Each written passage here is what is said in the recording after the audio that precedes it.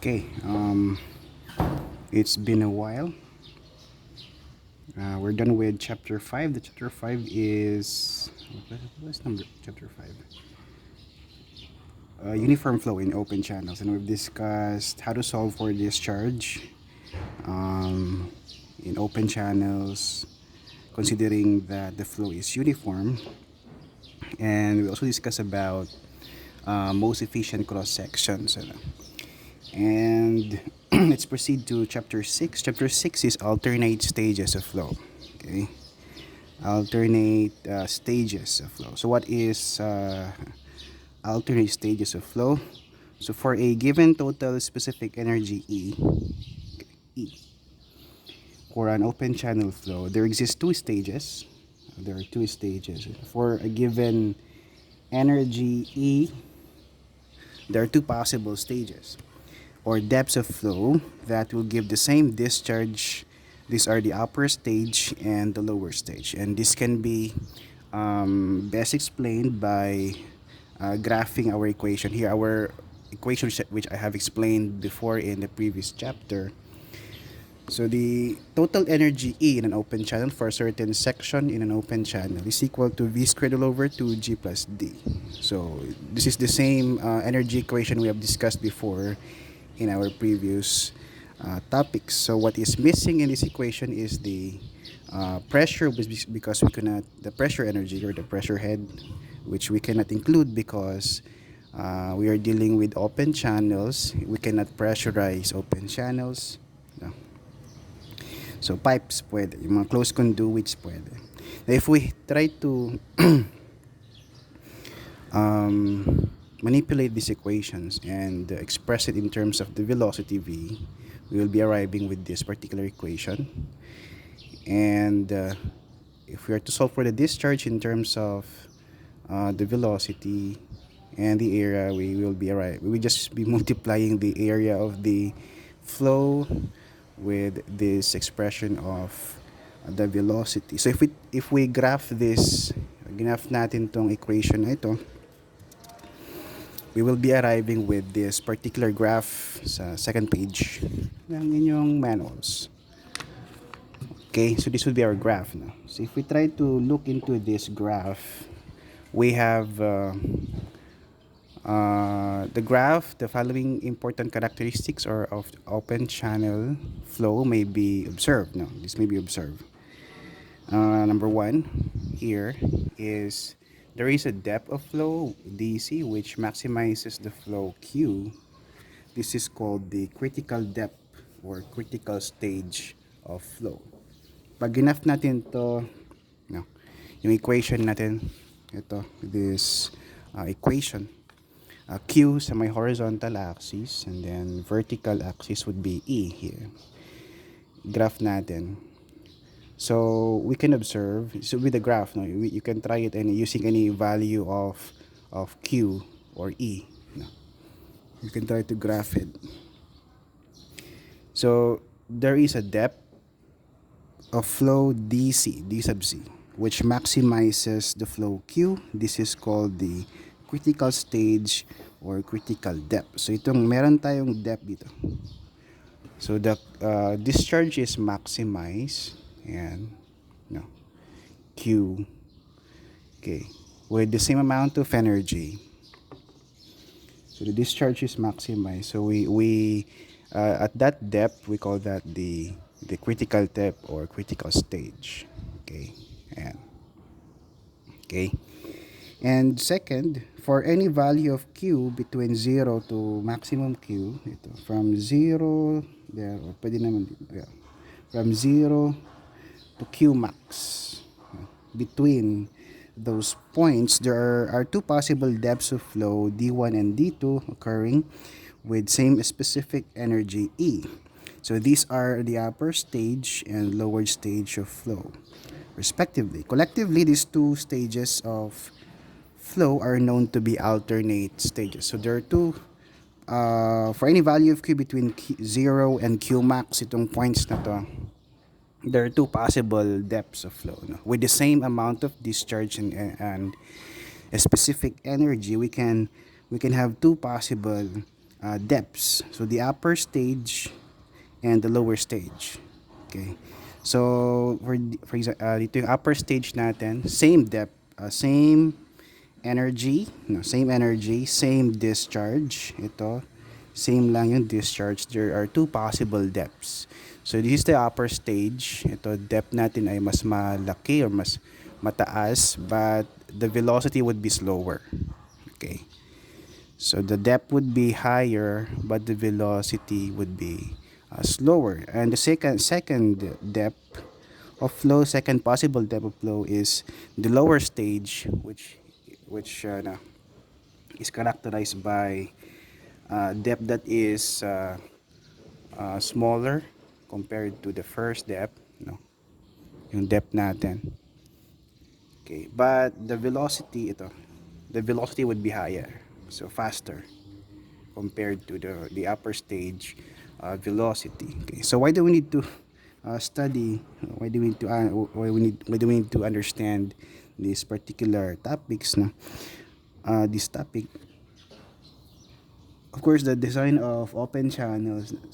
Previously in the previous chapter, we have designed open channels in considering that the flow is uniform, no, and there are possibilities kasi that since there are two possible depths, alternate depths that can occur in an open channel. So yung flow niya ay pwedeng upper or lower stage. So pwedeng magkaroon ng fluctuations in terms of the discharge, since baka pwedeng tumaas yung depth, it can produce the same discharge but slower siya. Tataas yung depth niya but same yung discharge. The channel might not be designed due to fluctuations in terms of discharge, then possible na mag-overflow yung channel natin. So we have to consider this topic, ano, para ma-consider natin yung possible fluctuations ng discharge and yung fluctuation in terms of the velocity, no. So since there are two possible depths, no, D1, kapag upper stage mas mabagal yung velocity, pag lower stage mas mataas yung velocity, and very critical yung velocity when we compute for the shear stresses, no, dun sa may lining or wall ng channel. So pag mataas yung velocity, that means it would experience a higher shearing stresses, and that might cause failure dun sa open channel natin. Okay, so we should be able to consider that in our design later on. So basically in this chapter, we'll just be solving yung critical depth and then the alternate stages of flow. Kung the given depth is an upper stage, then we might solve for the other stage or the other depth that might produce the same amount of the energy and discharge. Okay. So next topic natin is critical depth. So by the way, yung upper stage, I forgot to explain kanina sa first page kasi. So upper stage is characterized by a flow that is tranquil. Tranquil means slow or smooth, no. And depth is called subcritical depth. Depth is subcritical, and the Froude number is less than 1. We will discuss Froude number later on. Then sa lower stage, it is characterized by flow that is rapid or shooting, so mabilis yung flow. So and the depth is called supercritical depth. So supercritical, and the Froude number is greater than 1. Okay, so critical depth is the depth at which for a given total specific energy H, or this should be E.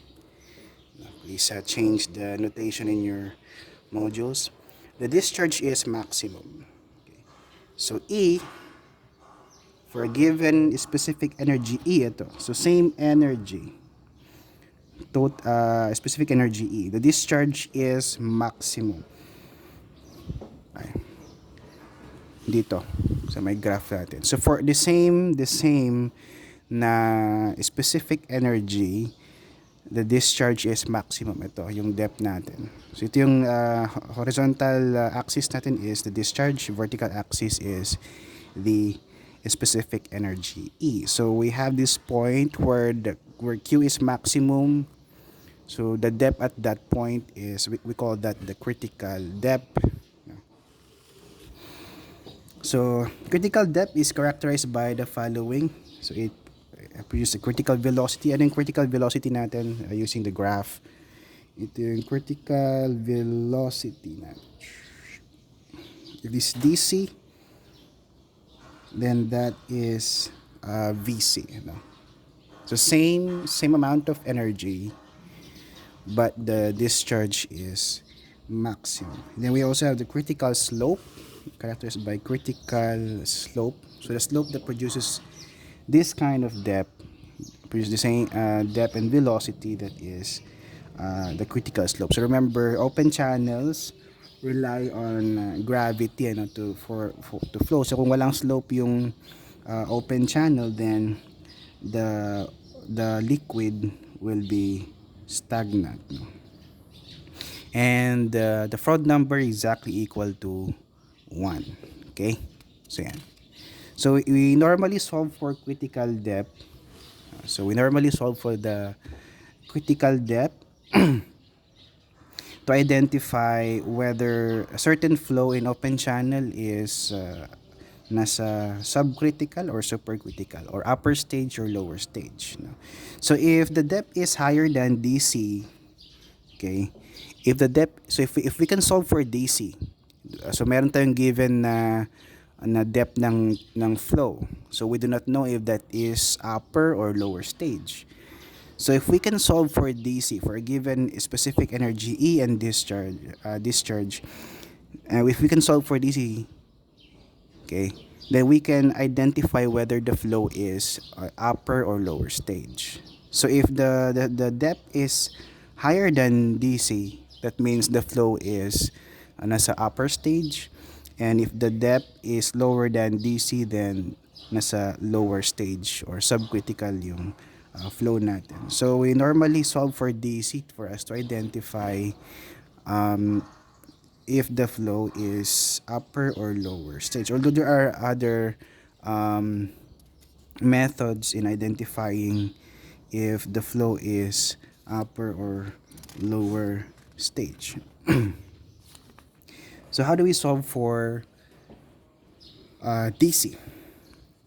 How do we solve for the critical depth, if that's the key component in identifying the type of flow in an open channel? Then we should be able to solve for the value of DC. So the critical depth is obtained by differentiating the following equation. The equation we have derived kanina sa first, ito, galing ito sa energy equation.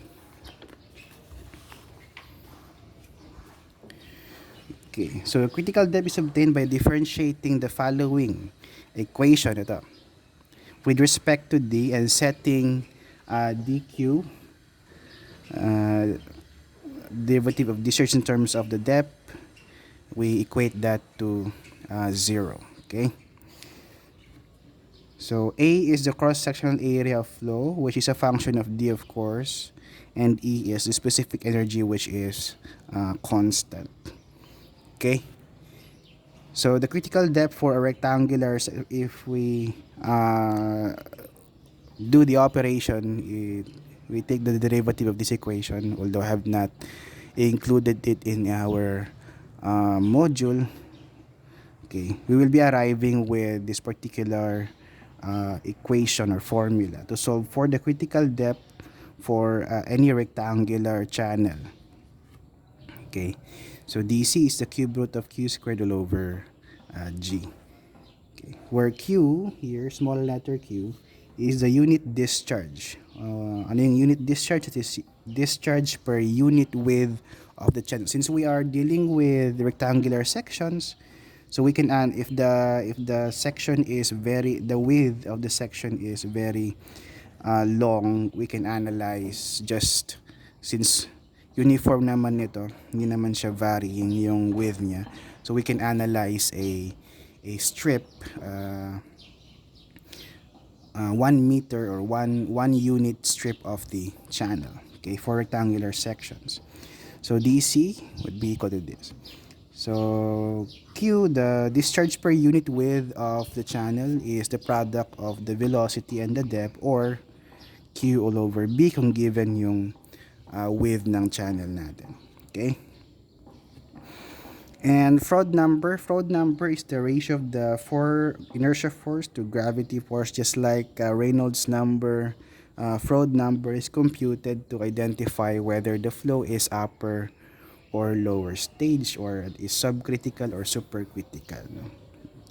The function would be just like is similar to Reynolds number. We compute it to identify whether the flow is subcritical or supercritical. For rectangular sections, L here is the depth of flow, D. Ito. Okay? So for any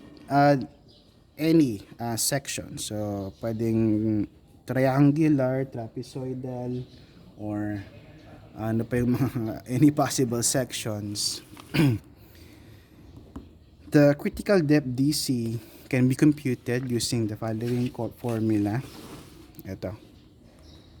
So for any section, the critical depth can be computed by the following formula, that is Q squared over G, A cubed over B. A here should be expressed in terms of the depth. No. The area should be expressed in terms of the depth, so you have to do some sort of manipulation in terms of the equations to express A in terms of the depth, and B should also be expressed in terms of the depth. B is the width of the channel.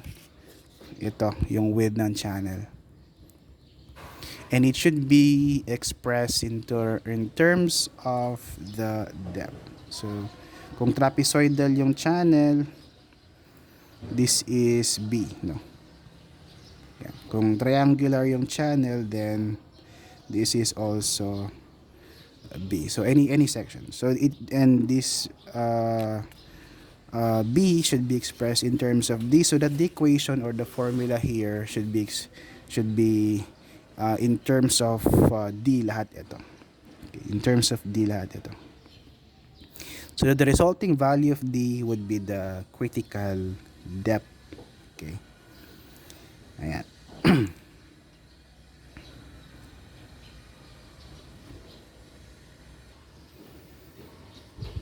Okay, to solve for the critical velocity, V sub C for rectangular sections, ito. For rectangular sections, VC is equal to square root of G DC. So you can solve for, okay, ito. So we can ano yung mga methods natin to identify whether the flow is upper lower stage. We can solve for DC, compare the existing depth to critical depth. You can also solve for the Froude number, and we can also use the critical velocity to identify whether the flow is subcritical or critical, no? Subcritical or supercritical.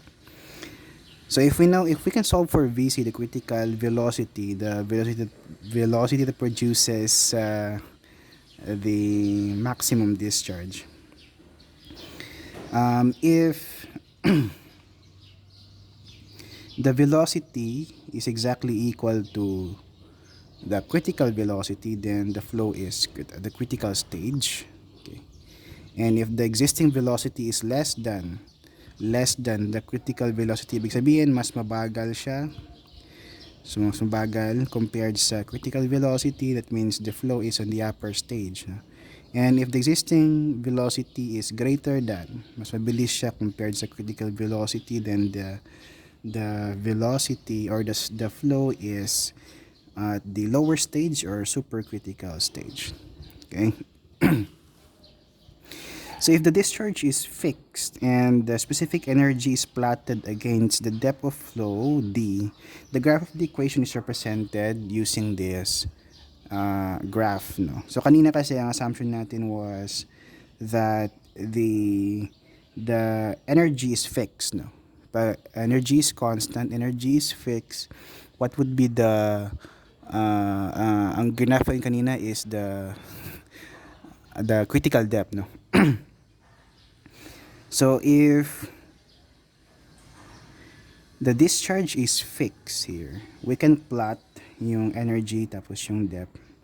And at this point where energy is minimum, meron tayong point dito where the energy is minimum. Yan. The discharge is fixed. So that point is the critical, the depth at that point is the critical depth, which is equal to 2/3 of the energy, minimum energy. So that if we can solve for DC, then the minimum energy to produce itong depth natin, critical depth, is 3/2 of DC. Graph natin. You can try graphing it using the same equation we have used before in the first page, yung second page ng module natin.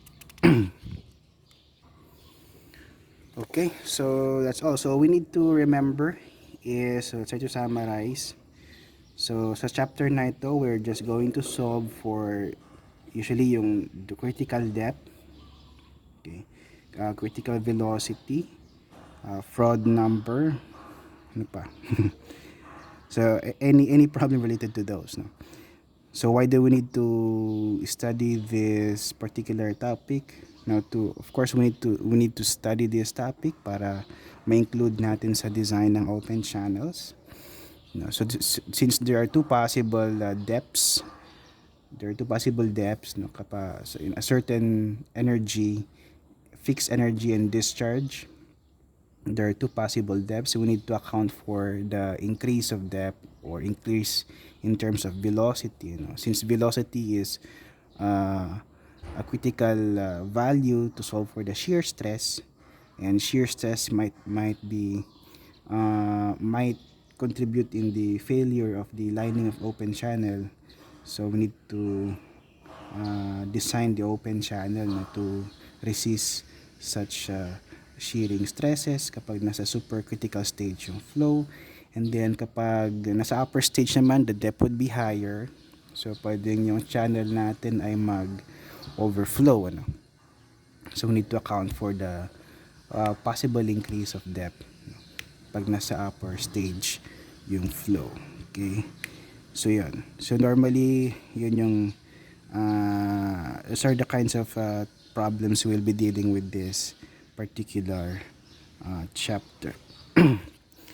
So yung mga sample problems will be presented on a separate video. Okay.